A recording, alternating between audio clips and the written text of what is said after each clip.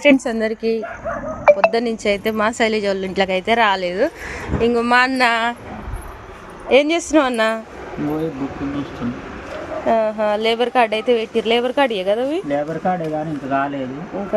పొద్దున పోయి కూర్చొని వచ్చిన ఏం పర్లేదు. వచ్చిన దేవుడా అని మొక్కుతున్నా. దేవుడా నా రాత వస్తుందిలే అన్న రేపు. ఇక మా శైలజ అడిగిపోయింది.